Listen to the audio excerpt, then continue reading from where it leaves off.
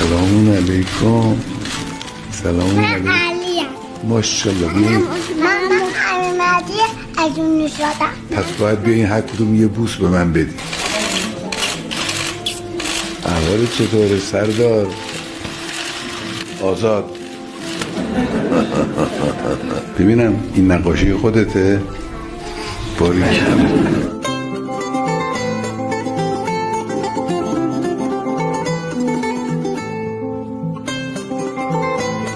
نمیخواد بره، خودم میشینی. بازی هم میکنی؟ چی بازی میکنی؟ ماشین بازی. ماشین بازی؟ باریکلا. ماشاءالله. قهرمان بود. بله میدونم. فرزندان شهدا باید به پدران خود افتخار کنند. فرزندان شهدا باید راه و میراث پدران خود را به نسل‌های بعدی بسپرند. دستتون رسید جان؟ حاجقا داده بودن. دستتون رسید نامه نوشتم. شعر رو میامد. حالا باید دنبال کنی ببینید نامه رو به کی دادن. خدمت شما خانم.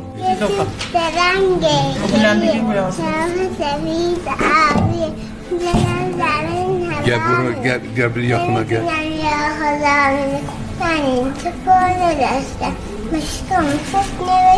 نوشتی مشکل ماشاءالله ماشاءالله ماشاءالله. اینجا پفک مفک پیدا نمیشه. حالا پفک خیلی چیز تعریفی نیست. اگه بیسکویت چیزی به بچه ها بدید اقلن. حالا به بزرگا که نمیرسین اقلن. بذار باید انگشتر ایشون رو بهتون بشون بده. انگشتر دست مامانته دادم. انگشتر ده از این کوچیکا میخوام بکنم. آقا از این کوچیکام یه دونه بهشون بدید. دبه در بردن.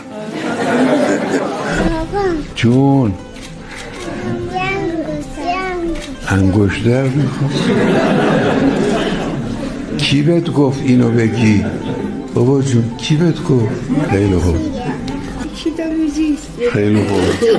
2 انگشتر بدید که دن روزی برو. یه چفیه به این دختر خانم بده. سلام. یه چفیه به منم. احوال شما؟ اسمتون چیه؟ زهرا. ماشاءالله زهرا خانم گل. عبا؟ این عبا رو اون عبا چجوری برم بس بالاخره کار به قبا و اینا. بدید. من چون دعا خوندم بویرو ناجان به این دعا و خودم دا با خودم دا. هدیه میدی به من. دستتون درد نکنه. به به به به. همه از ما انگشتر میگیرن، شما ما انگشتر میدید. خدا انشالله خیرتون بده. شهید ازدواج نکرده بودن ها؟ رفت.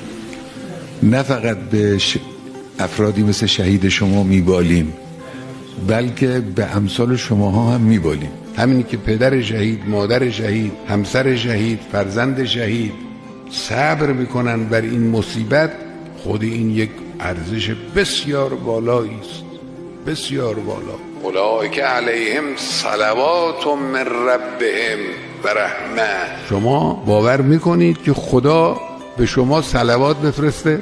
خدا صلوات بفرسته بر شما. مثل دوره جنگ که تشویق میکردیم و امام دستور میدادند و نمیدونم مارش عملیات میزدن. این خبرها نبود.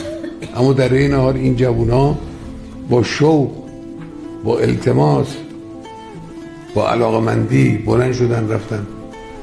این اخلاص دیگه. این اخلاص رو خدای متعال برکت میده.